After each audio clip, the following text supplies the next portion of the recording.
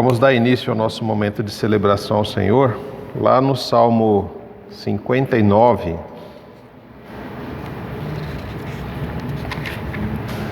Salmo 59.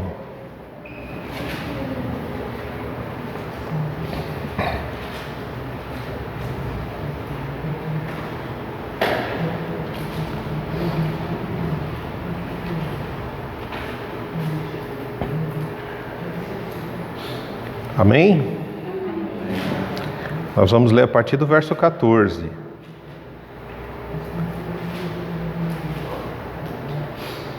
Eles saem à noite, rosnando como cães ferozes, enquanto rondam a cidade. Andam à procura de alimento, mas vão dormir insatisfeitos. Eu, porém, cantarei sobre o teu poder. Cada manhã cantarei com alegria sobre o teu amor. Pois tu tens sido a minha fortaleza, lugar seguro em minha aflição. Ó minha força, a ti canto louvores, pois tu, ó Deus, és a minha fortaleza, o Deus que mostra amor por mim.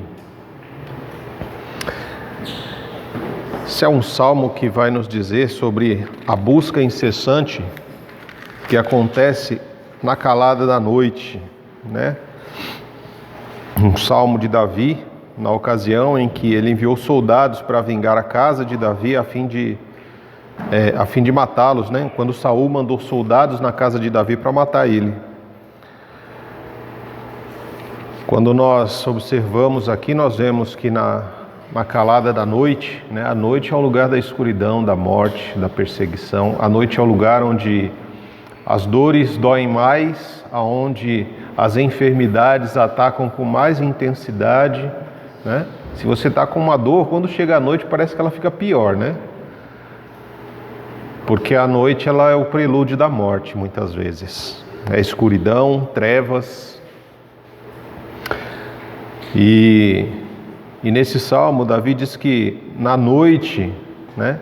Eles saem à noite, rosnando como cães ferozes enquanto rondam a cidade. Andam à procura de alimento, mas vão dormir insatisfeitos. O mal nunca dorme. O mal sempre está presente. E a noite é o ambiente perfeito para ele agir, né? E ele anda a noite toda. O mal, a maldade, o maligno. Jesus diz, olha, não peço que os tire do mundo, mas que os livre do maligno. Não é isso? Porque o maligno ele ataca, ele nunca está satisfeito. A boca do inferno é algo que nunca se satisfaz com as almas que recebe. Ela está sempre faminta, querendo mais e mais pessoas. E essas pessoas se tornam alvos fáceis, presas nas mãos do maligno, à medida que elas buscam a escuridão e as trevas para praticar os seus atos, os seus pecados, né, para viver aquilo que é desejo do coração deles, os anseios, os prazeres ocultos, achando que vão ser guardados pela escuridão. Eu vou fazer isso à noite, eu vou procurar à noite para cometer pecados. Mas a palavra nos diz que nada está encoberto aos olhos do Senhor. Mas aqueles que buscam ao Senhor, aqueles que dependem do Senhor, como o próprio Davi nos lembra, o que eles fazem? Eles cantam sobre o poder de Deus. A cada manhã, cantam com alegria sobre o amor de Deus. É esse poder que nos sustenta, é esse amor que nos aquece o coração e a alma. Por quê? Porque nos momentos de dificuldade, enquanto o maligno tenta nos alcançar, é o Senhor quem é a nossa fortaleza. É Ele que é o nosso lugar seguro no meio da aflição. Quando estamos aflitos, é no Senhor que nós procuramos refúgio. Ele é a nossa força e é a Ele que nós cantamos, é a Ele que nós louvamos, é a Ele que nós abrimos o nosso coração, porque Ele é a fortaleza. A fortaleza é aquele lugar de segurança, né? Que o inimigo olha e fala, não adianta, não tem o que fazer para atacar esse castelo. Os muros são altos, as paredes são grossas, os soldados são muitos. O Senhor, Ele é a nossa fortaleza, é Ele quem nos guarda, é Ele quem nos aconchega, é Ele quem nos dá força. O Deus que mostra todo o amor por nós. É a esse Deus que nós louvamos, é a esse Deus que nós cantamos, e é por esse Deus que nós estamos aqui. Então eu convido você, meu amado, minha amada irmã, a curvar sua cabeça nessa hora, para orarmos ao Senhor, elevar o nosso coração a Deus, lembrar de que no meio das tempestades, no meio das dificuldades, no meio das lutas, no meio da aflição, o nosso socorro ele está presente em Deus. É Ele que é a nossa fortaleza, é Ele quem demonstra o seu grande, infinito e eterno amor por nós, é Ele quem nos sustenta e nos mantém de pé, é nele que nós colocamos a nossa confiança. Bendito e eterno Deus, louvamos o Teu nome, Senhor, por quem o Senhor é, e adoramos o Senhor, ó Pai, porque o Senhor é um Deus santo, um Deus poderoso, um Deus majestoso, um Deus que é nosso refúgio e fortaleza, o socorro bem presente no dia da tribulação. Nós depositamos a nossa confiança no Senhor e os cantos de júbilo, Senhor, os louvores que são entoados a Ti, Senhor, são de corações que são agradecidos pelo Teu cuidado, são corações que reconhecem a Tua grandeza e a Tua majestade. São homens, mulheres, crianças, jovens e adolescentes que buscam em Ti, ó Deus, depositar os sonhos, as esperanças, os medos e dúvidas. No Senhor, Deus, encontramos socorro. Livra-nos, Senhor, do maligno, livra-nos do mal, nos conduz em poder e graça, Deus, para a Tua presença todos os dias. Guarda-nos de tudo aquilo, Senhor, que pode fazer com que o nosso coração, ó Deus, seja corrompido. Que em nome de Jesus, nessa manhã, Deus, nosso coração esteja alegre na Tua presença. Estejamos realmente, ó Deus, transbordante de alegria para cantarmos ao Senhor, reconhecendo a Tua grandeza e que o Teu Espírito Santo tenha total liberdade, Deus, para ministrar aos corações, para trazer a transformação necessária, para nos levar, ó Deus, a uma revolução de amor e perdão, para nos conduzir, ó Pai, no caminho que é um caminho de verdade que vai nos levar à vida, e não uma vida qualquer, mas a vida eterna, Senhor. Bendito seja o Teu nome, Senhor, pelo privilégio que nós temos, Senhor, de poder compartilhar a Tua palavra, de cantar louvores ao Senhor e de poder vivermos na comunhão dos santos. Assim oramos ao Senhor agradecidos em nome de Jesus. Amém. A verdade é que a gente não precisa de estudo. A gente não precisa de tanto para aprender, a gente só precisa de sentar aqui. Eu fiquei pensando muito nessa questão da volta de Jesus. Hoje, assim, ao menos durante essa semana, os irmãos sabem que o Brasil inteiro se reúne para festejar tudo. Tudo que devia, tudo que não devia, tudo que é louvável, tudo que não vale a pena. É o dia em que o mundo todo simplesmente para, literalmente para, porque muitos de nós nem trabalhamos, né? Para poder fazer uma festa inútil, certo? E eu fico muito pensando de que nós temos perdido o senso de que um dia Jesus volta, de que um dia o Cristo pode voltar. A igreja tem descansado em dias como esse, em dias em que em dias em que o próprio país está numa festa da carne e a gente está aqui, tão pouca quantidade. Né? Eu não critico os irmãos que foram viajar, é uma boa ação, mas eu oro para que haja culto nos corações, independente de onde estiver. Eu fiquei pensando muito de que essa música, ela me deseja a volta de Jesus. Ela é para uma igreja que olha a situação em que estamos hoje, de bancos vazios, de corações cheios de nós mesmos, de um mundo invadido pelo pecado, sendo destruído todos os dias por ele, e deseja tanto a volta de Cristo, para que não se perca, para que a gente não desfaleça na luta diária de buscar Jesus. Todo coração contrito e quebrantado, que deseja a presença do Senhor, que deseja ser salvo desse mundo maligno que tem crescido tanto e deixado a igreja tão fraca. Todo coração que tem essa sensação, ora pela volta de Cristo, ora pela presença de Jesus nas nossas vidas e pela misericórdia dele. Que cada um dos irmãos possa sentir no coração de orar junto com o ministério do louvor, pela volta do Cristo, pela conversão dos nossos corações. Amém? Amém.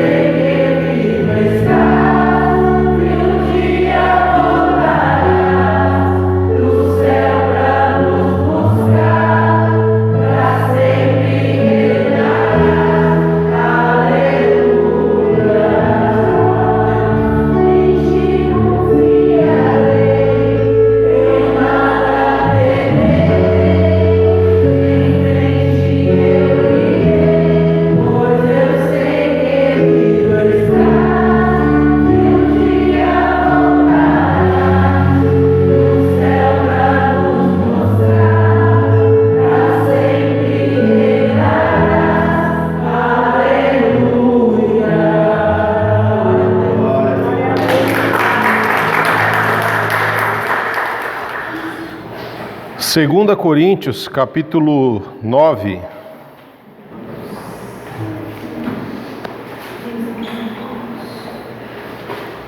Segunda Coríntios, capítulo 9, vamos ler a partir do verso 6. Essa foi uma oferta que o apóstolo Paulo estava levantando para os irmãos de Jerusalém que passavam por necessidades. E aí ele passa essa orientação aos irmãos da igreja de Corinto. 2 Coríntios 9, verso 6. Lembrem-se, quem lança apenas algumas sementes obtém uma colheita pequena, mas quem semeia com fartura obtém uma colheita farta. Cada um deve decidir em seu coração quanto dar.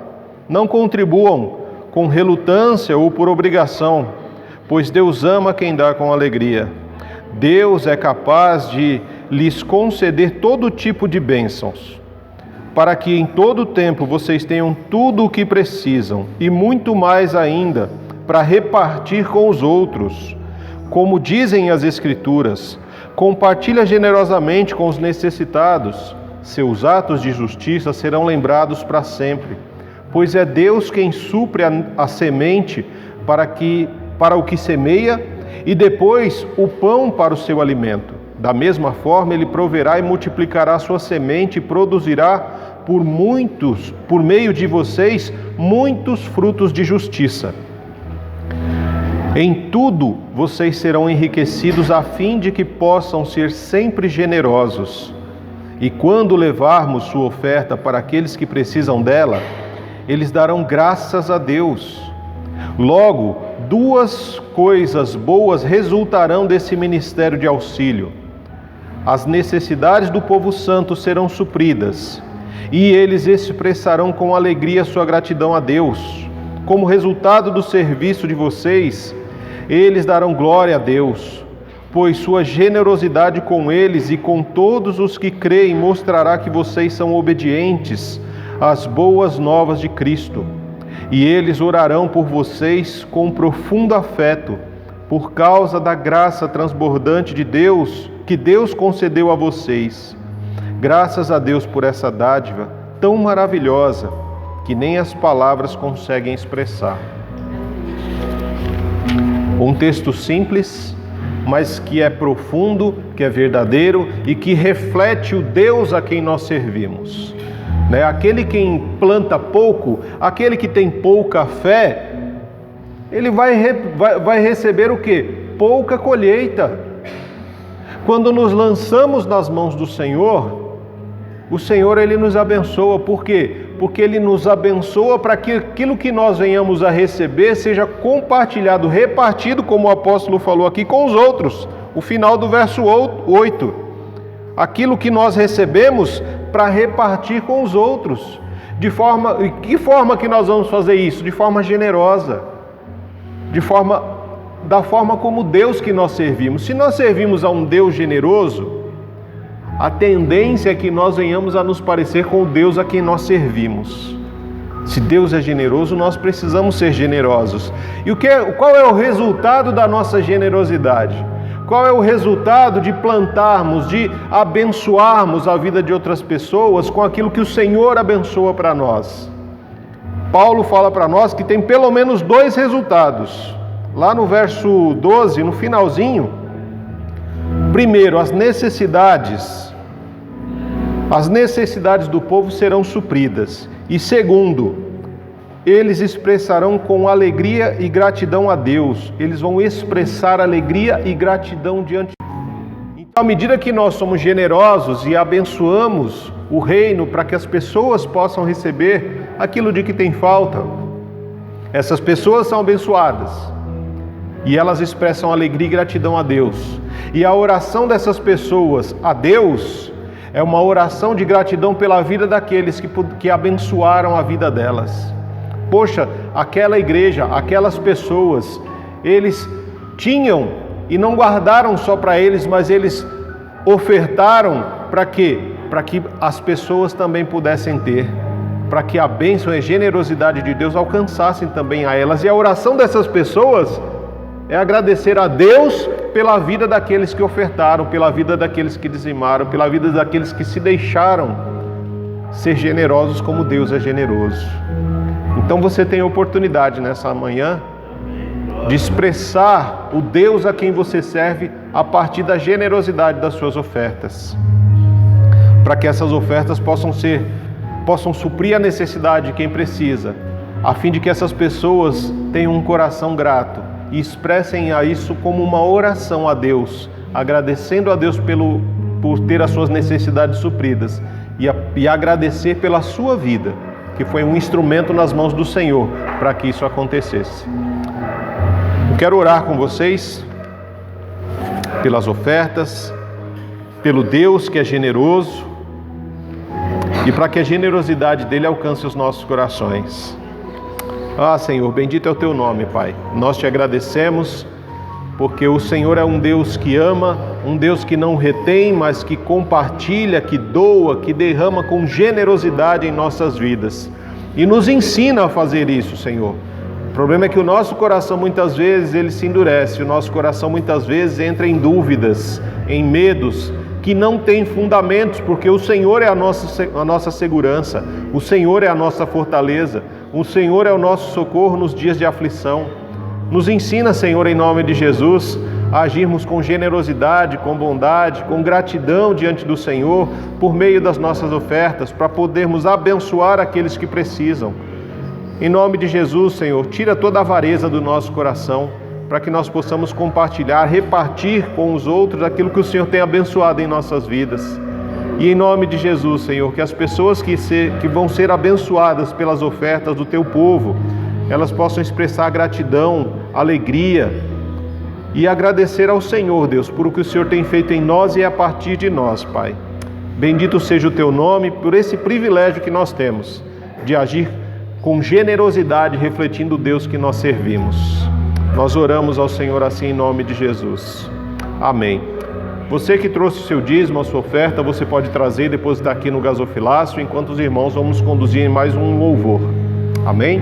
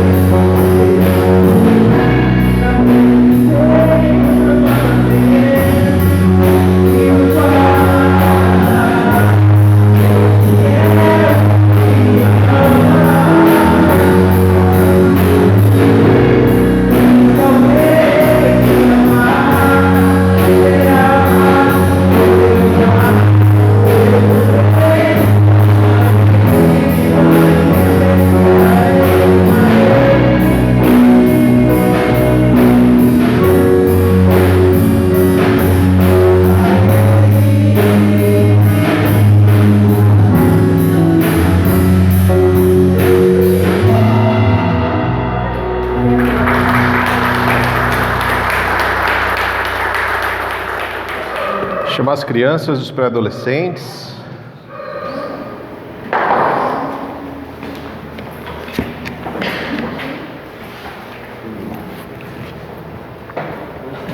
Amém. Amém. Vamos interceder pela vida deles. Vamos interceder também pela vida da irmã Ângela, né, que operou no sábado, está se recuperando, né, da operação, está lá no hospital ainda. Ela está em casa? Recebeu alta ontem? Saiu na casa da nora dela. Hã? Ela teve alta ontem e está na casa da nora dela. Não deixou eu ficar em mim. Ah, tá. Porque até a tarde ela não tinha tido alta ainda. Quando eu conversei com ela, ela ainda estava aguardando lá, né?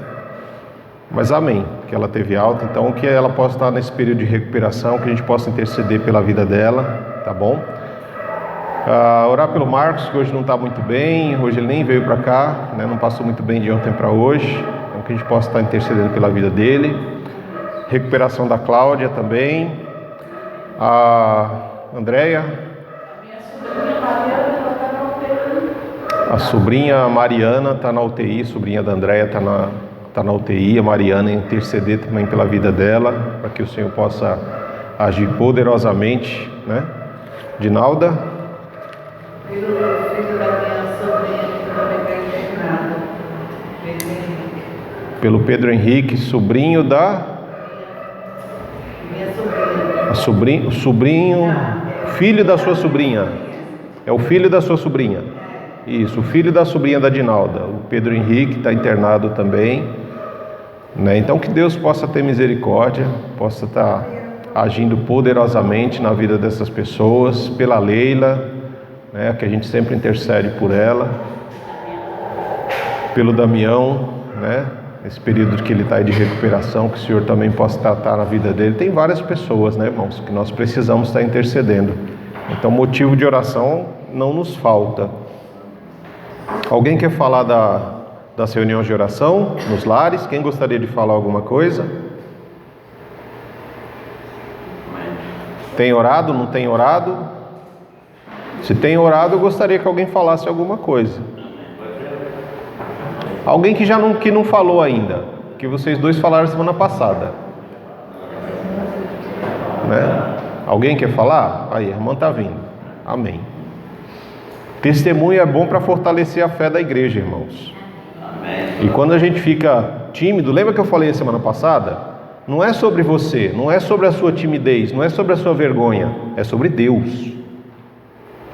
É sobre Deus. Então quando você vem aqui falar, você não vai falar de você, você vai falar de Deus. Eu quero saber o que Deus tem feito nos momentos de oração na sua casa, né? Esse é que é importante. Tá bom? A graça e paz. Eu quero agradecer, irmãos. E o pastor conversou com nós para a gente estar buscando o Senhor no nosso lar. E eu pude observar que dos dias que eu venho clamando ao Senhor, o Senhor vem me dando saúde. E esse é o motivo de eu estar agradecendo, porque eu ajoelhava e eu sentia dor. Eu ficava em pé e eu sentia dor. E por esses dias eu orei ajoelhada e eu não senti dor. Então eu quero assim agradecer. Agradecer por todas as bênçãos que o Senhor tem me dado, né? Agradecer pela vida dos meus filhos, né? Eu estava com meu filho desempregado e através dessa oração hoje meu filho está trabalhando. Eu estava com a minha filha desempregada e através da oração no lar, hoje a minha filha está trabalhando. E eu só tenho que agradecer através da oração, porque o Senhor fala aqui na palavra que nós buscando Ele, nós vamos achar, nós vamos encontrar. E nele nós temos encontrado salvação, refúgio, saúde, paz, tranquilidade. E eu sou muito grata a Deus por tudo. E eu quero assim estar contando essa bênção para os irmãos, que para mim é um motivo de muita alegria estar orando no meu lar, intercedendo pelos meus, como o pastor está aqui falando, que motivo para orar não falta, né? Nós estamos ali intercedendo pelos irmãos que foi operado, pelos irmãos que estão enfermos. E eu sou grata, irmãos. porque a gente buscando a Deus, a gente acha força, a gente tira força da onde não tem força. E eu sou muito agradecida ao Senhor e muito feliz, estou muito alegre, muito contente que meu filho é um menino casado, né? E tem um bebezinho de 2 anos e já está podendo cuidar das coisas que faltava para ele. Amém? Deus abençoe.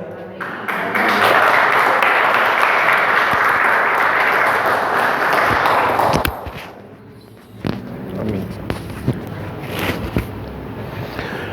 Amém. Vamos orar? Vamos colocar de pé, interceder por os pedidos que foram colocados aqui. Bendito seja o teu nome, Deus, porque o Senhor é um Deus de amor, de graça, de misericórdia, um Deus que age poderosamente na vida daqueles que buscam a tua face. Nós rogamos ao Senhor por cada um dos nomes que foram falados aqui, ó Deus, para que o Senhor possa ir, ó Pai, ao encontro de cada um e agir poderosamente de acordo com o teu querer e a tua vontade, Senhor. Nós pedimos, ó Pai, pela restauração de vidas, pela restauração da saúde física, emocional e espiritual da igreja e das pessoas a que nós colocamos os nomes aqui nesta manhã, ó Deus. Nós pedimos por aqueles que estão internados, por aqueles que estão em recuperação nos lares.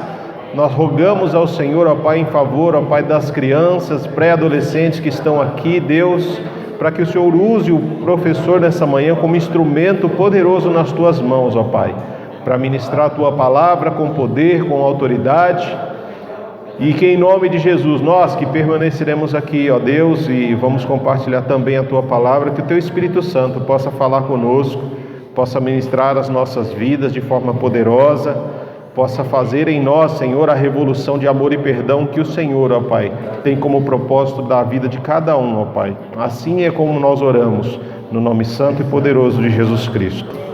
Amém. Amém. Deus abençoe vocês, Deus nos abençoe. Amém, queridos? Vamos dar então continuidade ao que nós começamos na semana passada. Todo mundo já deixou o livro de Amós aí marcado, né?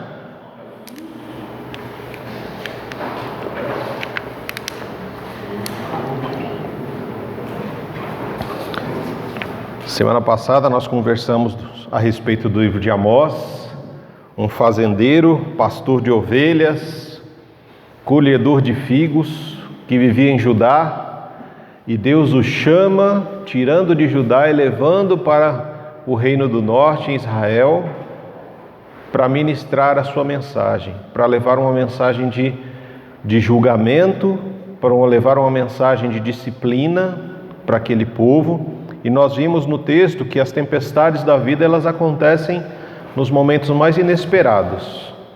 E nós muitas vezes somos surpreendidos por essas tempestades.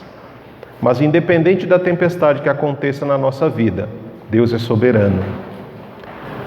E quando nós reconhecemos que Deus é soberano, nós reconhecemos que Deus, ele passa por momentos de silêncio e momentos em que ele fala. E o silêncio de Deus nos incomoda.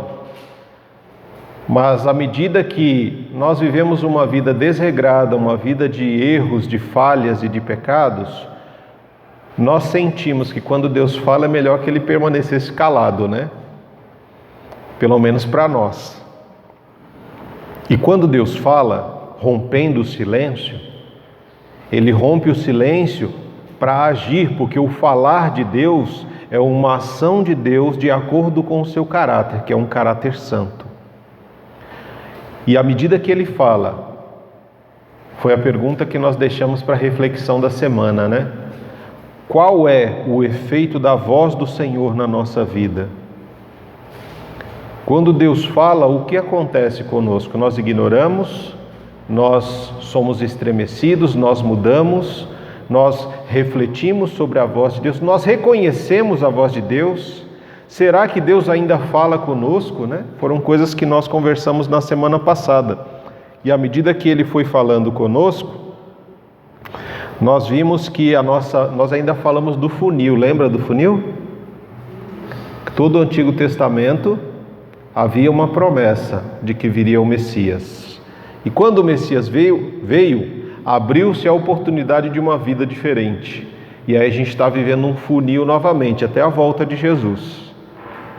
Quando aí nós passaremos por aquele período de julgamentos, né, onde as coisas virão à luz, aquilo que é feito na escondida, nas trevas, na escuridão, vai ser revelado. E aí nós precisamos ter a certeza de que o julgamento, ele é certo, né? Assim como toda a palavra do Senhor vem se cumprindo, existe uma promessa de julgamento. E ela vai acontecer, ela vai se cumprir no tempo de Deus, da forma como Deus tem determinado. Hoje nós vamos dar continuidade a uma reflexão do Senhor, da palavra do Senhor, a partir do capítulo 3, né? A partir do capítulo 3 de Amós. Esse período em que eles viviam, irmãos, era o período em que o rei Uzias era rei, né? Então o rei Uzias, você pode ver lá em, acho que 1 Crônicas, se eu não me engano, 32, acho que é isso. 1 Crônicas, acho que 32, você consegue ver como que foi o reinado do rei Uzias. Ele reinou por 52 anos. E nesses 52 anos, primeira, segunda, não tem 32, né? Falei besteira então.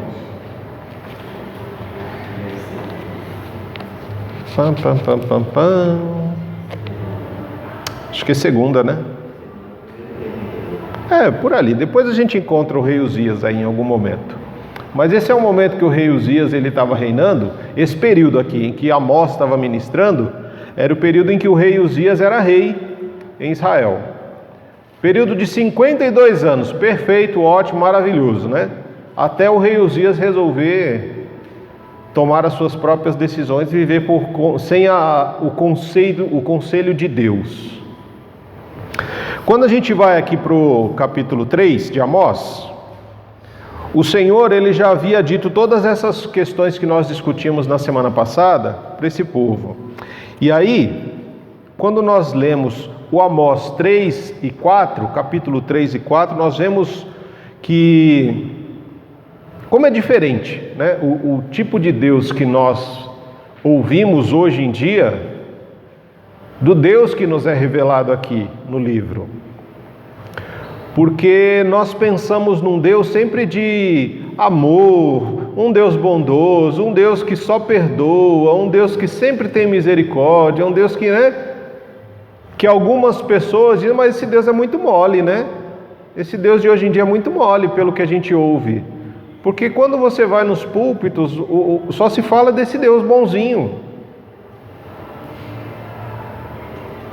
Mas aqui, no livro de Amós, ele nos revela, ele nos mostra que o amor de Deus, ele é revelado a partir do julgamento e da disciplina.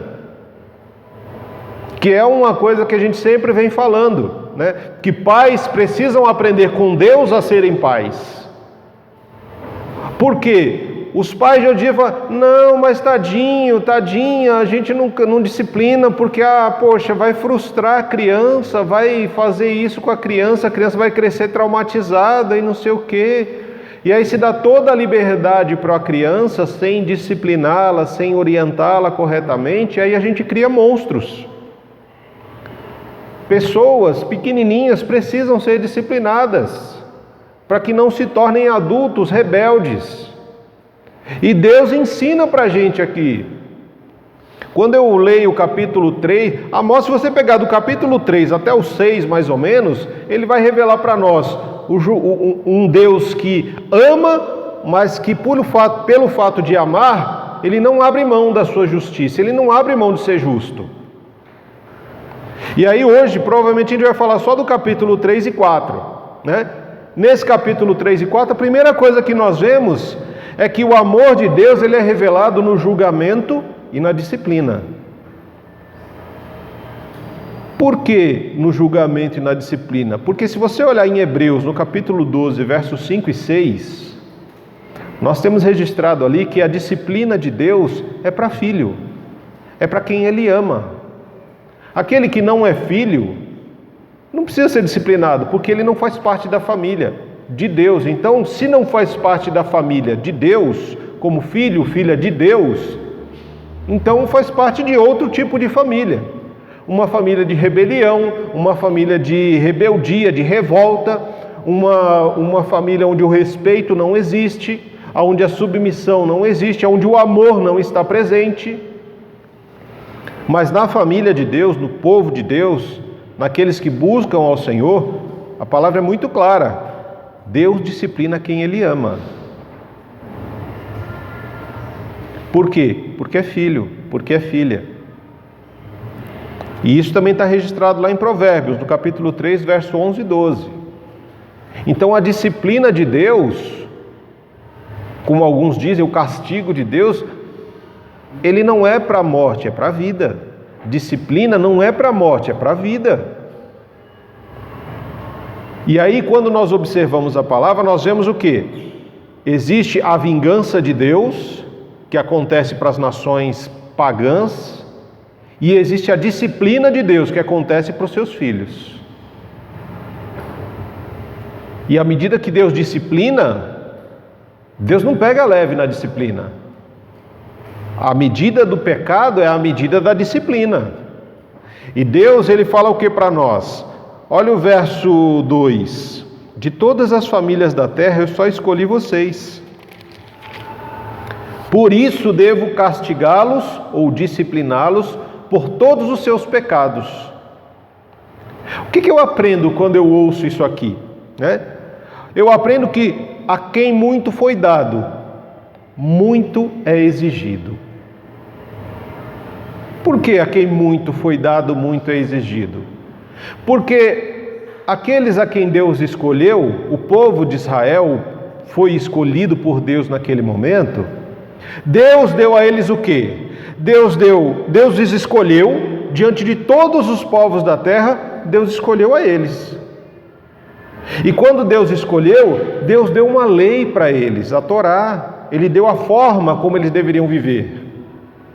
Ele fez uma aliança com esse povo.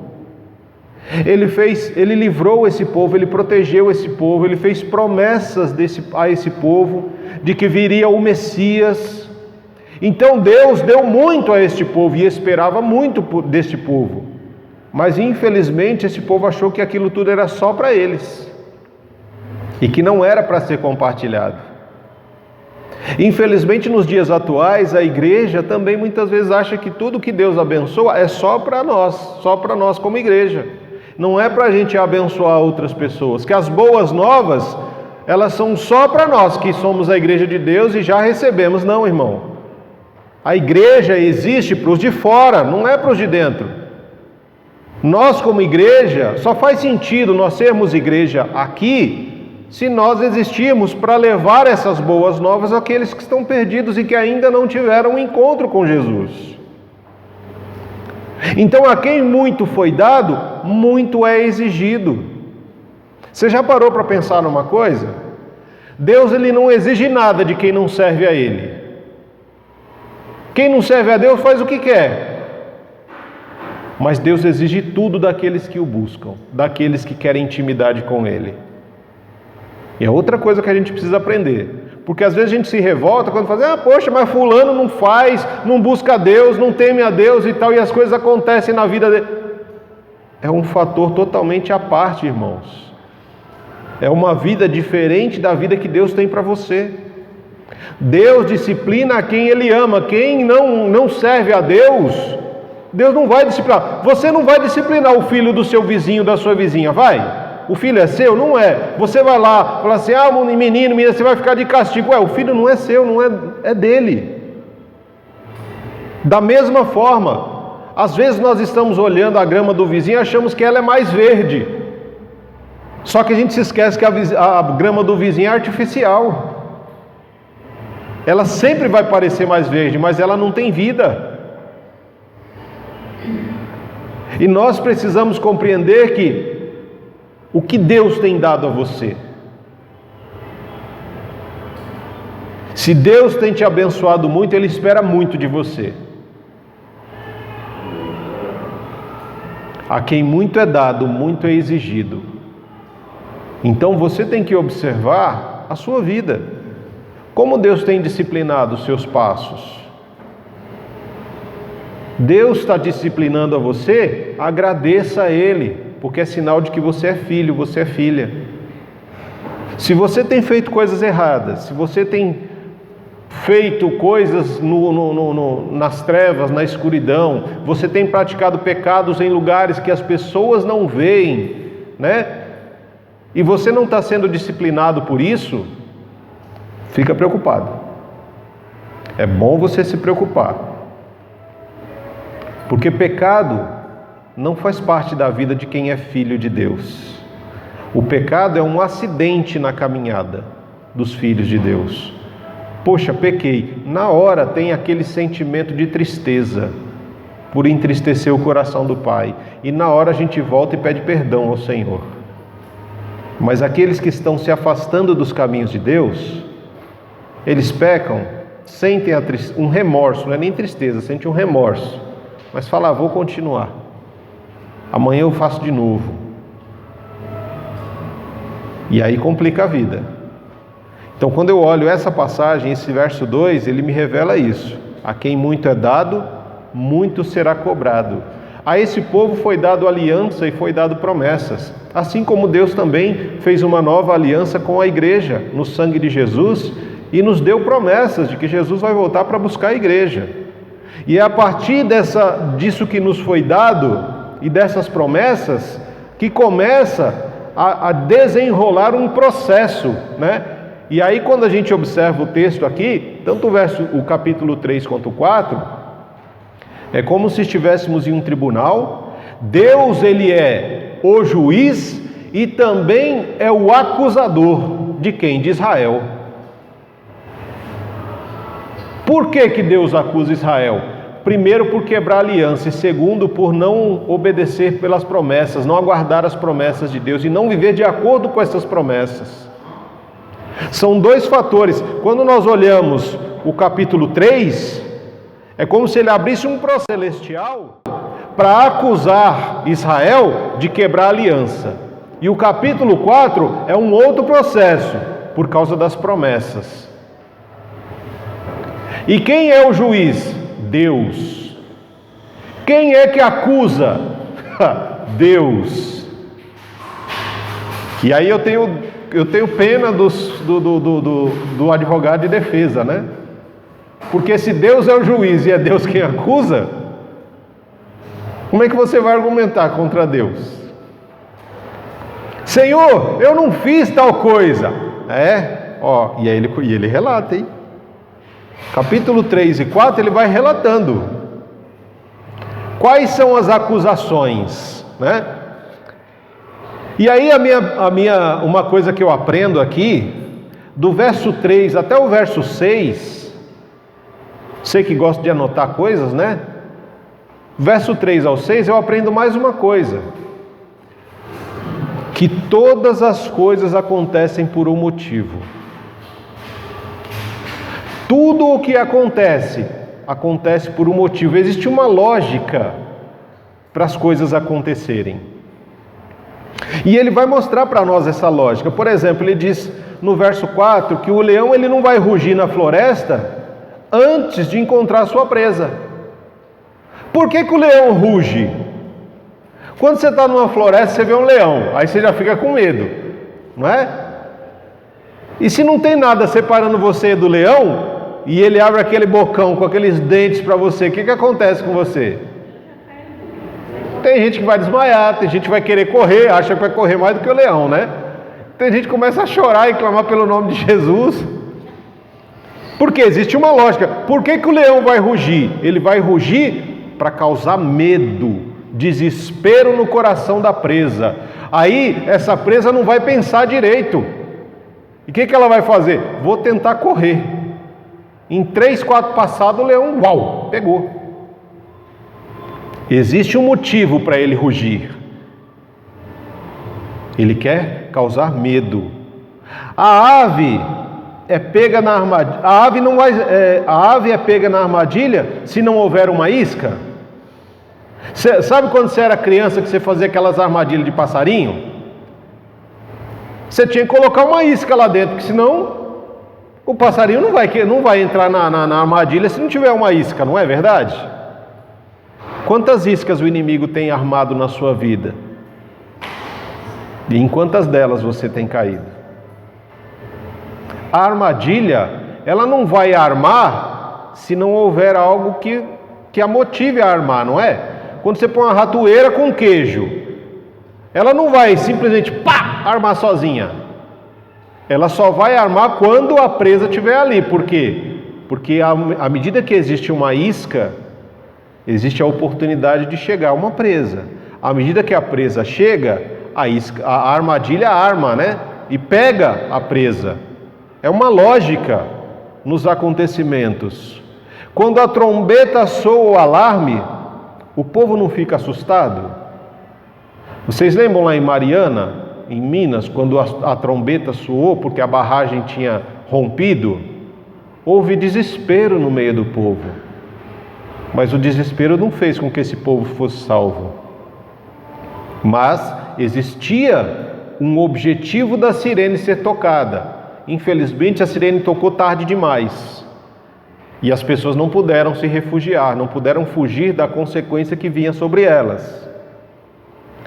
Acaso a calamidade sobrevém a uma cidade se o Senhor não tiver planejado? Ou seja, é o que eu falei, tudo o que acontece na vida acontece por um motivo. E aí você fala, então Deus é o culpado de toda a desgraça que acontece no mundo? Não, eu e você somos. Mas o fato de sermos culpados e de causarmos toda a calamidade que existe na terra não faz de Deus culpado, mas Ele usa isso como um propósito para cumprir o seu propósito eterno. Ele não desperdiça, fulano vai pecar. Foi uma decisão de fulano pecar. Mas o fato dele pecar não era plano de Deus, mas faz parte de um propósito eterno de Deus, onde Deus, em todas as coisas, Ele vai ser glorificado. E nós precisamos entender essas questões.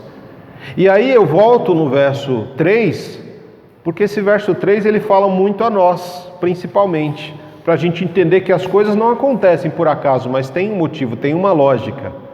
Acaso duas pessoas podem andar juntas se não estiverem de acordo? Isso já foi tema até de encontro de casais aqui na igreja, né? E aí a gente pode refletir sobre isso. Duas pessoas conseguem andar juntas se elas pensam de forma diferente, né? Você tem um marido que adora a um Deus e tem uma esposa que adora a outro Deus. Os dois podem caminhar juntos se não estiverem de acordo? Muito difícil. Você tem amigos, duas pessoas que se conhecem, que são amigas, mas um anda no caminho certo, procura fazer tudo o que é certo, e o outro só fica nas gambiarras, só fica fazendo mutreta. Será que vai dar certo essas pessoas caminharem juntas? Né? Porque muitas vezes, né, nesse relacionamento, na hora que aquele que faz as gambiarras e as mutretas for levado de repente preso, o outro que faz as coisas certas vai ser levado como laranja. Por quê? Porque estava com ele. Será que dá para marido e mulher caminharem juntos se eles têm a cabeça tão diferente? E aí muitas vezes as pessoas dizem, mas pastor, fulano e beltrano é tão diferente, como é que convive assim, né? E aí a gente pode refletir quais motivos que fazem com que essas pessoas mantenham uma relação, né? Muitas pessoas mantêm a relação por causa dos filhos. Porque por causa dos filhos os dois continuam juntos. Ou seja, quando os filhos já não estiverem mais, não tem mais motivo. Mas aí talvez permaneçam juntos porque agora eu já estou velha, não quero, não tenho mais idade para trabalhar, já chegamos na aposentadoria, então cada um tem a sua aposentadoria, a gente suporta. Aí é o suportar um ao outro, né? Se suportam.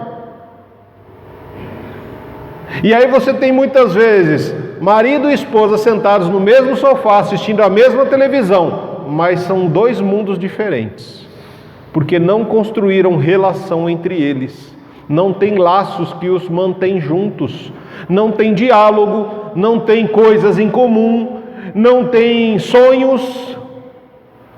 Por quê? Porque não foi construído no dia a dia, não foi construído ao longo da vida. Por quê? Porque o que reunia os dois, o que mantinha os dois juntos?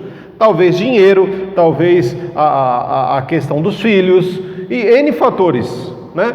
N fatores podem manter pessoas juntas, mas não necessariamente felizes, ou alegres, ou gerando vida um no outro. Por isso que vem essa mensagem: acaso duas pessoas podem andar juntas se não estiverem de acordo? E aí eu vou pegar mais pesado. Você achou que eu já peguei pesado, né? Falando de repente de marido, de esposa, né? Mas eu quero ir mais pesado, e talvez você fique até bravo comigo. Mas eu preciso ir mais. Será que nós conseguimos andar com Deus se nós pensamos tão diferente de Deus? Duas pessoas podem andar juntas se não estiverem de acordo? Será que eu consigo andar com Deus se eu não estiver de acordo com Deus? Deus quer santidade, eu quero pecado. Deus quer me libertar da escravidão do pecado, mas eu quero permanecer na escravidão do pecado. Deus quer tirar o meu pecado de estimação, mas eu quero manter ele, porque eu cuido com tanto carinho. Deus quer me dar vida e eu estou vivendo uma vida que só busca a morte. Deus quer renovar a minha esperança, mas eu quero colocar esperança nas coisas do aqui e agora. Deus pensa na eternidade para mim, e eu penso no aqui e agora, eu penso só no que é temporal. Deus está preocupado com o meu caráter, mas eu estou preocupado com o meu conforto. Será que nós podemos andar juntos? Será que dá certo? Se a nossa mente não for a mente de Deus, eu digo para você que é impossível andar com Deus.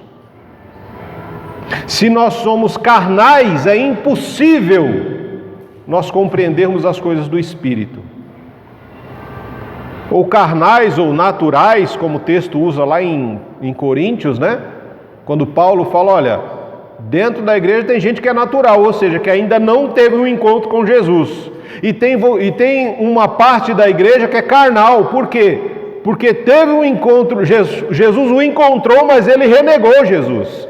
A mente dessas pessoas não é a mente de Cristo. Então, quando ele fala de coisas espirituais, eles não entendem. Por quê? Porque são carnais.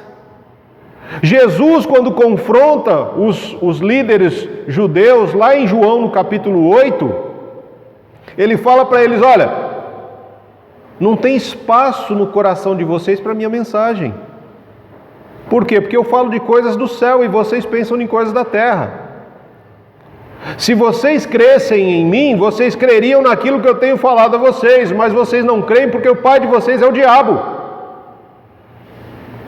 Não dá para um filho das trevas querer andar com Deus. Por quê? Porque a mente e o coração é diferente.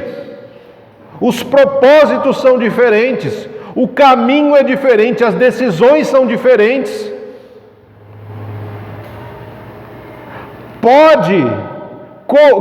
Acaso duas pessoas podem andar juntas se não estiverem de acordo? Não dá, gente. A luz não se mistura com as trevas. Água e óleo não se misturam. E é isso que ele está dizendo aqui. Todas as coisas acontecem por um motivo. Existe uma lógica para que as coisas aconteçam. Por que algumas pessoas, depois de anos, saem da igreja? João vai falar, porque eles nunca estiveram, nunca foram parte de nós, como igreja. Existia um motivo, um propósito para estarem aqui? Existia algo que estava encoberto para nós, mas no coração deles sabiam o motivo de estar aqui. Ou porque gostavam de alguma pessoa na questão da amizade, estavam querendo caminhar juntos, ou porque gostavam de estar num lugar e fazer disso aqui um clube, um lugar de encontro apenas, mas não um lugar de transformação e santidade. E aí porque cansaram, Porque à medida que a luz começa a brilhar, as trevas vão se dissipando. E aí faz o quê? Vão embora. Por quê? Porque a luz não compactua com as trevas. A treva não vai ficar onde a luz está. E é uma lógica para isso acontecer. E muitas vezes nós nos entristecemos. Nossa, mas eu gostava tanto do fulano, do beltrano, do ciclano, que estava aqui, ficou aqui, sei lá, 5, 10, 15, 20 anos, e de repente foi embora.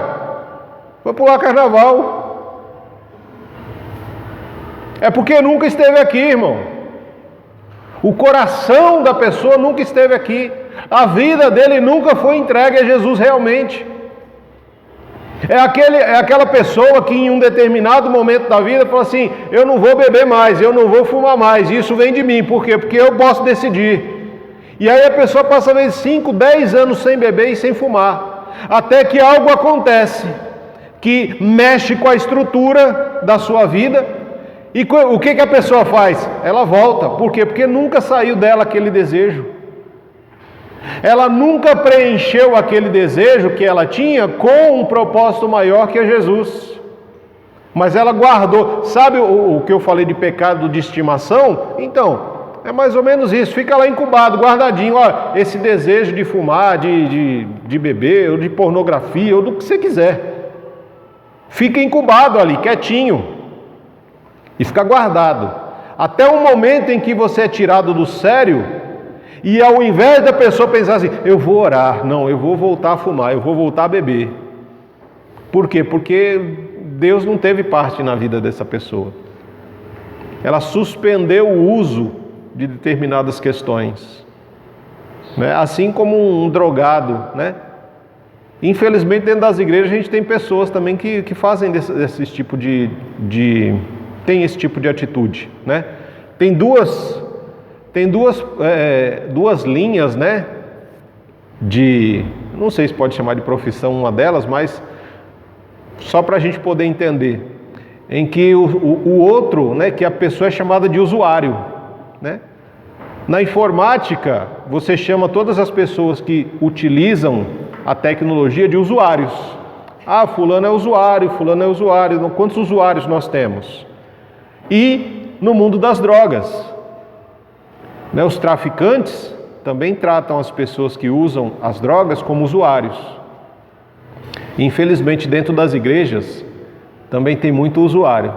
Tem gente que vem para a igreja para usar Jesus por um tempo, para usar as bênçãos de Deus, para usar as pessoas que servem a Deus por um tempo, e depois elas vão embora. Também são usuários. Tem gente que é usuário de religião, que gosta da religião, gosta das coisas religiosas, mas não quer vida com Deus. Quando nós pensamos nessa passagem, irmãos, e quando nós avançamos um pouquinho mais, no verso 7, o que a gente aprende?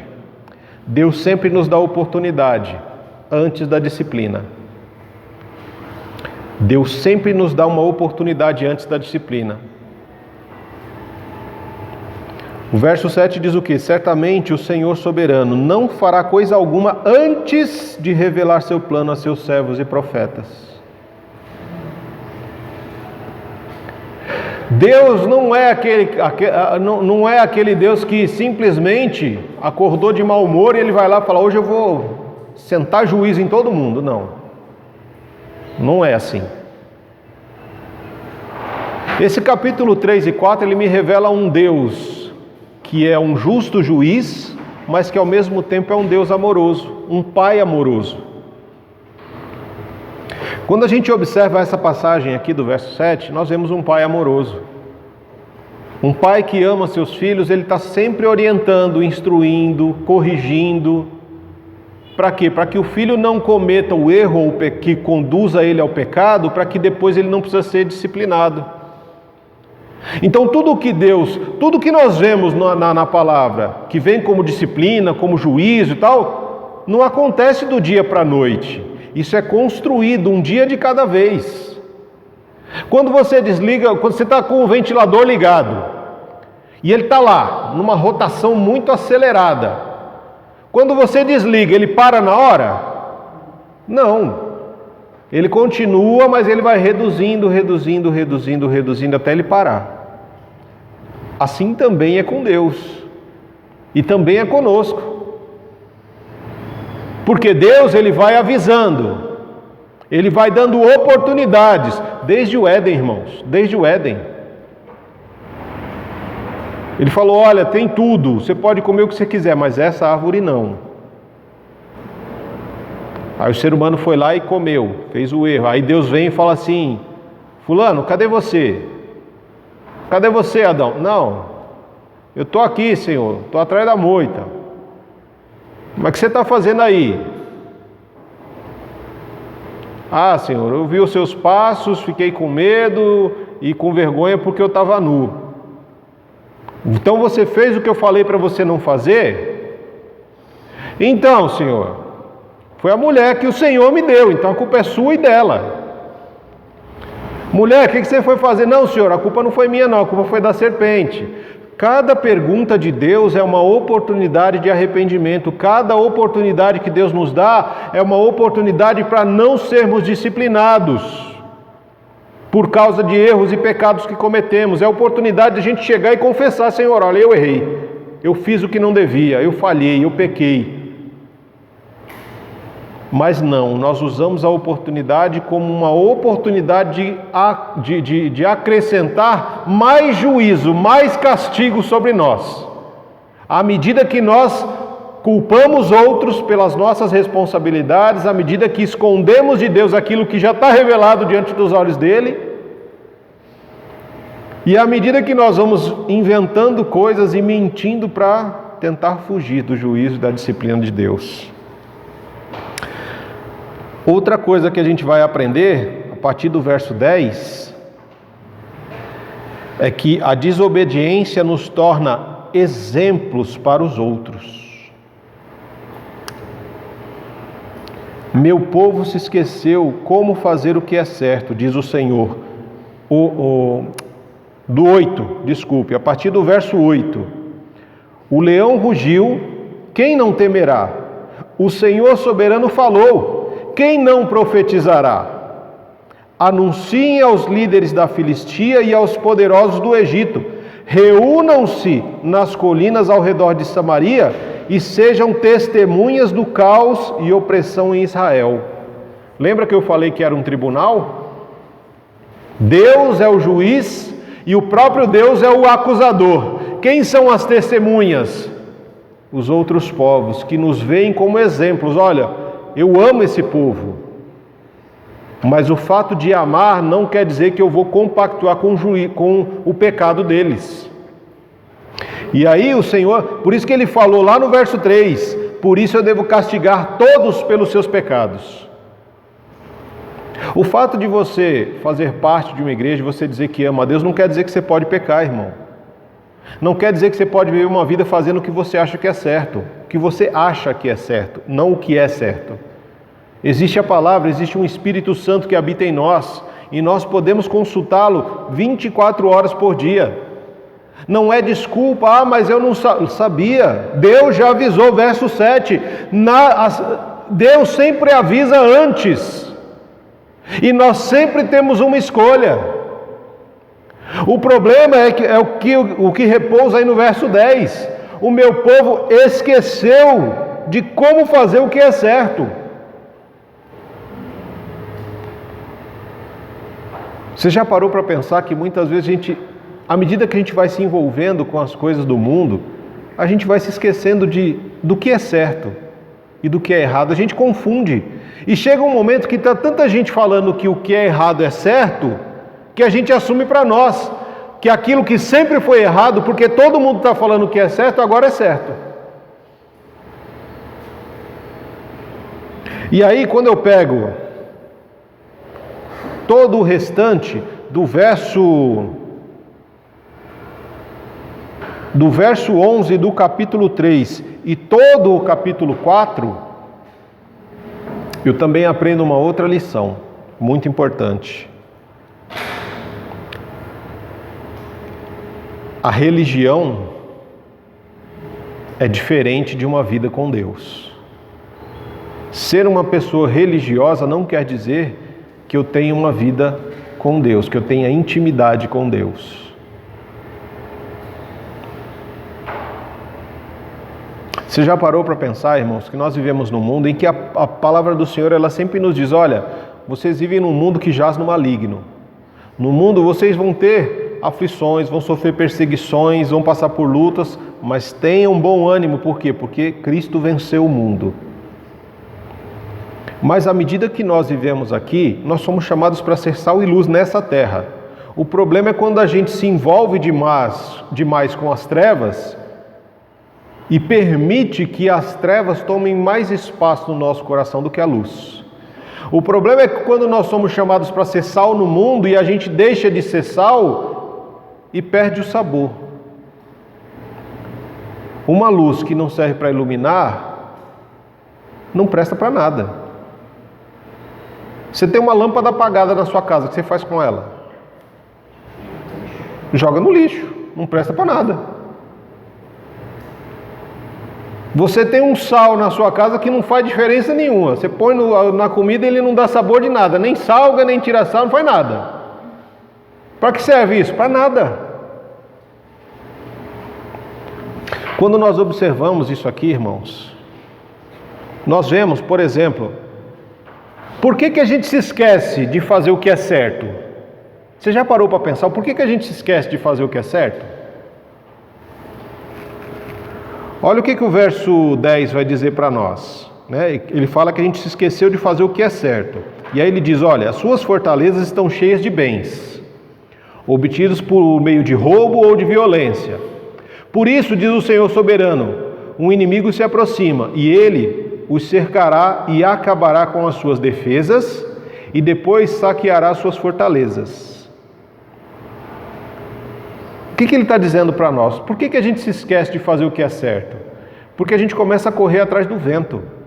A gente começa a querer correr para alcançar riquezas, para acumular bens. E aí a gente constrói casa, constrói uma casa após a outra, a gente compra carros e a gente vai acumulando riquezas e bens e nos refugiamos dentro das nossas fortalezas. Você já parou para pensar que quem vive em liberdade? Nós ou os ladrões?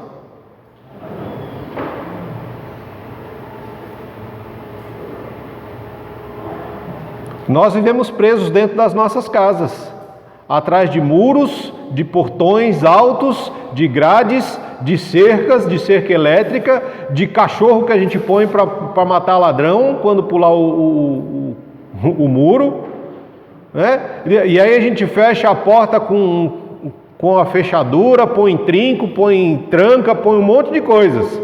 E a gente fala, nós somos livres. É mesmo? Quem está livre? Nós que estamos presos dentro das nossas fortalezas ou os ladrões que estão do lado de fora?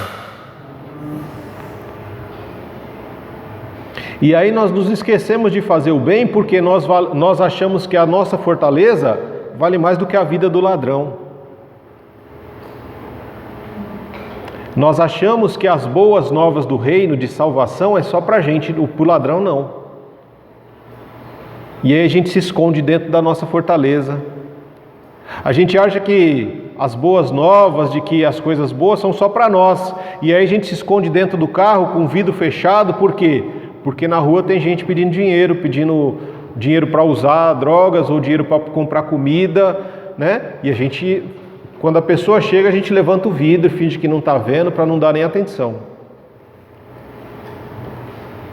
Nós nos esquecemos o que é fazer o bem.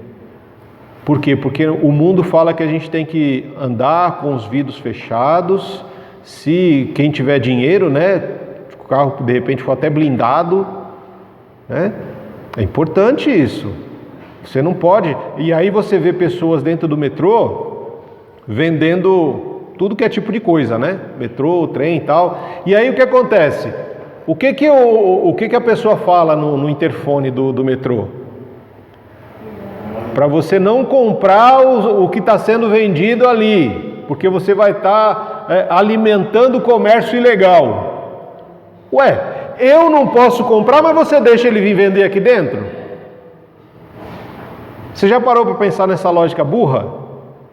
Se a pessoa está vendendo é porque ela teve a liberdade de guardas, e muitos que tem nos metrôs, nos trens, para poder fazer aquela venda. Por quê? Porque quem deixou sabe que aquilo ali é uma oportunidade para as pessoas. Mas ele faz o quê? Ele vai para outra ponta, porque o culpado não é ele, sou eu. Sabe aquela questão do Adão? A culpa não é minha, é do Senhor e da mulher que tu me deste. Aí o metrô, o trem e tal, faz o quê? A culpa não é minha, da pessoa que está vendendo no metrô. A culpa é sua que está comprando. Nós nos esquecemos de como fazer o bem. E nós achamos que salvação e libertação é só para quem frequenta a igreja. E nos esquecemos que a igreja só existe para os de fora, para quem está perdido. É por isso que existe igreja. Igreja não é clube para a gente fazer reunião constantemente, para bater papo, compartilhar alguns louvores aí, ouvir uma palavra e ficar de boa, não. A igreja é o lugar onde a gente vem para ser confrontado com a palavra, naquilo que a gente está vivendo de forma errada. A igreja é o lugar onde precisa acontecer uma revolução dentro de cada um de nós, para a gente aprender aí e fazer discípulos de Jesus. A igreja é o lugar onde nós somos chamados para morrer para os nossos desejos e vontades, para entender que não são fortalezas que valem mais do que pessoas, que os bens não valem mais do que pessoas. A gente precisa entender isso. E aí Deus vai falando de um monte... E é outra coisa, irmãos, né? Ele vai falar também que religião é diferente de vida com Deus. Por quê? Porque a religião produz ídolos. Olha o verso 14. No mesmo dia em que castigar Israel por seus pecados, eu destruirei os altares idólatras em Betel. As pontas do altar serão cortadas e cairão no chão. Destruirei as belas casas dos ricos, as suas mansões de inverno, as suas residências de verão e todos os seus palácios cheios de marfim, diz o Senhor. Olha só a riqueza.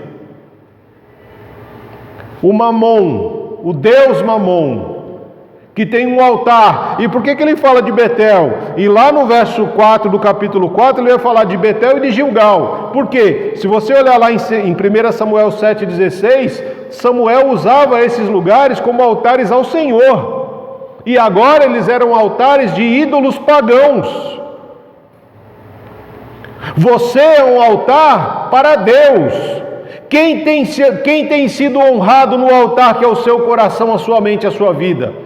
Deus ou os outros ídolos? Deus ou o dinheiro, o seu trabalho, os seus bens materiais? Quem tem recebido adoração na sua vida? Quem é o alvo da sua adoração? Deus ou o carnaval? Porque Deus ou os feriados? Porque um grande ídolo que as igrejas têm são os feriados prolongados. Bater um feriado, não vou para o culto, vou viajar. Bater um feriado prolongado, eu não posso adorar a Deus. Por quê? Porque eu tenho outros compromissos. Por isso que há muito tempo tem um monte de pastor que ora ao Senhor para tirar os feriados prolongados. Eu oro para que Ele dê mais, que possam vir mais feriados prolongados. Por quê? Porque você pode ter a escolha. Você escolhe. Quando não tem, você é obrigado a vir, entre aspas. Porque, eu vou fazer o quê? Não posso viajar? Mas quando você tem a oportunidade, você escolhe. Não estou dizendo que é errado viajar, irmãos. Não estou dizendo isso, não. Eu estou dizendo que se todo feriado prolongado é uma oportunidade de você sair da presença do Senhor e fazer outras coisas, você precisa entender onde é que está o seu coração. E Deus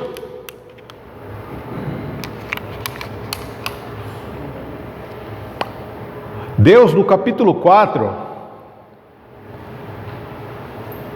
Ele vai mandar um juízo específico para um determinado grupo de pessoas, né?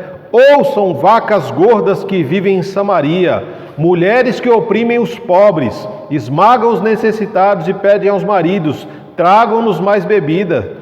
O Senhor jurou por sua santidade, chegará o dia em que serão levadas com um gancho no nariz, até a última de vocês será arrastada, como peixe no anzol, serão levadas para fora pelas ruínas do muro e expulsas de suas fortalezas, diz o Senhor. Deus primeiro chama as mulheres de Bazã, de Samaria, de vacas gordas. É o que o texto está dizendo. Vacas gordas. Algumas traduções é vacas de Bazã. Bazã é um lugar onde as vacas eram muito bem cuidadas. Recebiam o melhor pasto, o melhor cuidado, né? Se fosse nos dias atuais, elas faziam até terapia, ouviam música zen para ficar tranquilas, sem estresse, né? E Deus falou: olha, suas vacas gordas, que vivem em Samaria, vocês acham que vocês vão continuar vivendo do jeito que vocês querem? Não! Violência, as suas bochechas gordas, muito bem alimentadas, arrogantes, e que ainda mandam em maridos para que tragam mais e mais coisas, né? Tragam mais bebidas para vocês se fartarem. Ele faz uma comparação dessas vacas gordas, ele chama essas mulheres de vacas gordas, muitas vezes com a própria igreja. Você acha, igreja, você acha que você veio para encher os bancos e ficar nos bancos engordando espiritualmente? Não foi para isso que você foi chamado. E aí ele troca a vaca por peixe, né? E no caso, na ofensa, seria vaca por piranha. Então vai ser pego no anzol. E ele fala que o anzol vai ser no nariz. Você gosta de usar piercing? Então ele vai pegar um gancho aqui, ó, enfim, embaixo, e vai sair no nariz. É a nova moda. E era assim que os assírios faziam. E é o que o povo que Deus diz que vai vir. Lembra lá do verso 11 do capítulo 3? Ele diz: por isso diz o Senhor soberano, um inimigo se aproxima, são os assírios. E um costume dos assírios era devastar o povo, e aqueles que eram pegos como reféns, eles enfiavam um gancho na parte de baixo aqui do queixo, e o gancho saía no nariz.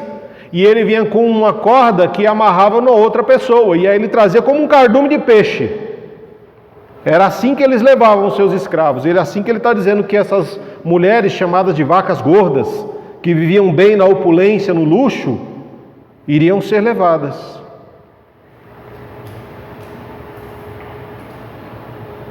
E aí ele vai falar sobre a questão da religiosidade em confronto com uma vida com Deus. Ele vai dizer que a segurança financeira, irmãos, não vai te livrar do juízo, mas que você precisa ser dependente do Senhor. Ele vai dizer que a idolatria não é o tipo de relação que o Senhor quer com você, mas Ele quer uma relação de adoração única, de intimidade com Ele. Ele vai dizer que existe uma cegueira espiritual tão grande, desde os tempos de Israel aqui, como existe hoje. Porque se você olhar a partir do verso 6 do capítulo 4, ele vai dizer: olha, eu trouxe fome sobre toda a cidade, escassez de alimentos sobre todo lugar. Nem assim vocês se voltaram para mim, diz o Senhor. Verso 7, segurei as chuvas.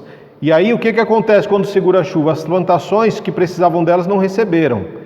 E aí ele enviou chuva para as cidades e reteve em outras. Chovia em um campo e em outro tinha seca. Andavam de cidade em cidade em busca de água, mas não havia suficiente para ninguém. Nem assim vocês se voltaram para mim, diz o Senhor. Verso 9, castiguei as suas plantações e videiras com pragas e ferrugem. Gafanhotos devoraram as suas figueiras e oliveiras. Nem assim vocês se voltaram para mim, diz o Senhor. Enviei pragas contra vocês como as pragas que enviei contra o Egito. Matei seus jovens na guerra e levei todos os seus cavalos. O mau cheiro dos mortos encheu o ar. Nem assim vocês se voltaram para mim, diz o Senhor. Destruí algumas das suas cidades, como destruí Sodoma e Gomorra. Os que sobreviveram pareciam gravetos chamuscados, tirados do fogo. Nem assim vocês se voltaram para mim, diz o Senhor. Você já parou para ver isso aqui, irmãos? Como é triste. Pessoas que vivem a religião achando que tem intimidade com Deus e não enxergam o que está diante dos olhos. A cegueira espiritual é tremenda. E aí é o que eu falei para vocês, um tribunal onde Deus é o juiz e é o acusador. Aqui ele está mostrando tudo o que ele fez. Porque nada acontece sem um motivo. A disciplina não vem sem o aviso. Ele está dizendo, olha, eu mandei fome e vocês não se voltaram para mim. Eu não mandei chuva, eu retive as chuvas e vocês não se voltaram para mim. Eu castiguei as suas plantações, o seu trabalho, e vocês não se voltaram para mim. Eu enviei pragas contra vocês e vocês não se arrependeram, não se voltaram para mim. Eu destruí as suas cidades e vocês não se voltaram para mim. E aí eu te pergunto, o que precisa acontecer na sua vida para que você se volte para o Senhor? Será que Deus está mostrando tantas coisas e a gente não está entendendo os sinais dos tempos? É importante, é essencial e fundamental que assim como nós sabemos que tudo acontece por um motivo, existe uma lógica para as coisas acontecerem, existe também em cada um de nós a responsabilidade de responder de acordo com os sinais dos tempos. Muitos vão chegar naquele dia e vão dizer, Senhor, Senhor, em teu nome eu fiz e aconteci e tal. E o Senhor, eu não te conheço, cara. E aí lá no verso 12, diante de tudo que o Senhor apresentou aqui, desse processo que foi apresentado porque foi quebrada a aliança, e de que as promessas e os avisos não foram obedecidos e nem cumpridos, portanto farei tudo isso com vocês, ó Israel. E aí vem a pegada. Prepare-se para encontrar o seu Deus. Pois aquele que formou os montes, agita os ventos e revela seus pensamentos à humanidade, ele transforma a luz do amanhecer em escuridão e pisa sobre os lugares altos da terra. Seu nome é Senhor, o Deus dos exércitos. E aí eu quero, encerrando este momento nosso de reflexão, perguntar para você: você está preparado para se encontrar com seu Deus? Se Deus voltasse agora, Jesus voltasse agora, você está preparado para se encontrar com Ele?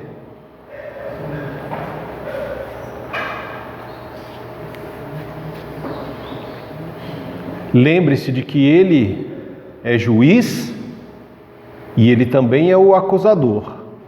É Ele quem nos acusa. E ao nosso redor, as nações, porque o julgamento agora começa pela igreja. Primeiro, Ele vai julgar a igreja. E as nações vão ser as testemunhas. Os ímpios, os pagãos, os desobedientes, os rebeldes, aqueles que talvez você inveje, porque podem fazer viagens e você não pode, que tem dinheiro e você não tem, que tem emprego e você não tem, que tem casas grandes e você não tem, talvez esses que você inveje hoje, eles amanhã serão as testemunhas que vão ver o que Deus vai olhar para nós e o que Deus teria para acusar você. Porque um julgamento, irmãos, é um lugar onde aquilo que nós fizemos, pensamos, sentimos, tudo isso vai ser julgado, vai ser colocado numa berlinda. Olha, é isso aqui. Você fez isso. Eu te avisei assim, te avisei assado, te avisei cozido, te avisei frito, te avisei de um monte de jeito. Avisos não faltaram. Mas você resistiu. Você endureceu. É igual aquele cara que está perdido na ilha lá, ele pede para Deus ajudar, e aí Deus manda helicóptero, Deus manda isso, manda aquilo, e ele, não, eu quero que Deus me ajude, mas Deus mandou todas as formas de aviso, e você rejeitou todas. O que mais você quer? O julgamento é certo. É garantido que haverá um julgamento. Lá em Apocalipse você tem. tudo relatado, o que vai acontecer. Quando que isso vai acontecer? Não sei. Pode ser agora, nesse exato momento. Pode ser daqui uma semana, um ano, 10, 1000, não importa, mas vai acontecer. Está registrado. Você está preparado para se encontrar com o seu Deus? Se não está, como é que você está se preparando para se encontrar com o seu Deus? Porque talvez você fale, pastor, eu não estou preparado ainda. Mas eu estou me preparando, eu estou fazendo isso, eu estou fazendo aquilo, eu estou mortificando a minha carne todos os dias, eu estou fazendo orações regulares, eu estou estudando as Escrituras, eu estou me dedicando, eu estou formando um grupo de estudo da Palavra de Deus, para poder compartilhar a Palavra, para poder aprender com os irmãos, eu estou chamando meus vizinhos ou pessoas que não conhecem a Jesus, para que eles possam aprender. Talvez eu não esteja pronto, mas eu estou me preparando. Ou talvez você esteja vivendo como as vacas gordas de Bazã, aproveitando simplesmente os momentos religiosos para encher-se espiritualmente e não compartilhar aquilo que o Senhor tem abençoado na sua vida. Você tem vivido uma vida de religião? Ou você tem lutado por uma intimidade maior com Deus? Porque se você está vivendo na religião, você vai passar por uma cegueira espiritual. Você não vai conseguir enxergar os sinais dos tempos. Para você vai ser tudo normal, ou você vai entender como, acontece e tal. Mas Jesus não vai voltar agora, Jesus só vai voltar daqui a não sei quanto tempo, eu nem vou estar mais aqui, né? Às vezes as pessoas têm esses pensamentos. Eu nem vou estar mais aqui, Jesus só vai voltar daqui, sei lá, uns 200 anos. Eu não sei, você não sabe. Mas independente de quando ele vai voltar, o julgamento é para todo mundo. Quem morreu e quem está vivo. Todos serão levados a julgamento para saber aonde vão passar a eternidade. E aí, eu preciso que você entenda que você precisa discernir a voz de Deus nos tempos em que você vive. Porque muitas são as vozes nos dias atuais, mas você precisa, no silêncio, discernir a voz do Senhor.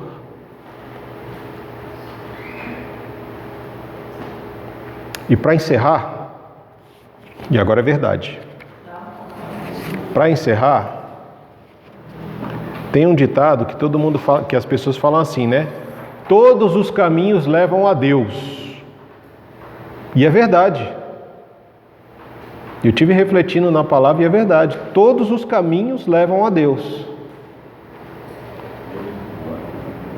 Ou vão te levar a um Deus que é um Pai amoroso, ou vão te levar a um Deus que é um justo juiz. Mas todos os caminhos vão levar a Deus. Não importa o caminho que você está seguindo.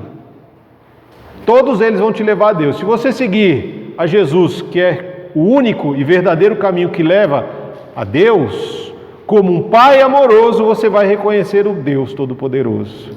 Agora, se você seguir outros caminhos, os caminhos do seu coração, do seu achismo, ou os caminhos da idolatria, da religião, os caminhos dos bens materiais, você também vai chegar a Deus. Mas você vai chegar a Ele e vai encontrá-lo como um justo juiz. E não para disciplinar, mas para condenar. De que forma você quer encontrar Deus? Como que você está se preparando para encontrar o seu Deus? Você está se preparando para encontrar um Deus que é um Pai amoroso? Ou você está se preparando para encontrar um Deus que é um justo juiz? Pergunta para a reflexão da semana. Você está preparado para se encontrar com o seu Deus? Se não estiver, irmão, irmã, é a oportunidade de voltar atrás, de parar de fazer o que você tem feito, de começar a fazer o que você não está fazendo e de buscar a face do Pai amoroso, porque senão você vai encontrá-lo como um justo juiz. Eu te convido nessa hora a orar pela sua vida, pela vida da igreja, pelos perdidos, para que nós possamos realmente reconhecer que Deus é soberano sobre tudo e sobre todos.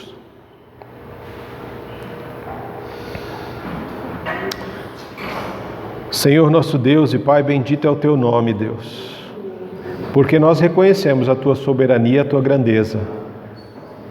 Nós reconhecemos que a Tua voz, quando fala, ela faz tremer os alicerces da terra.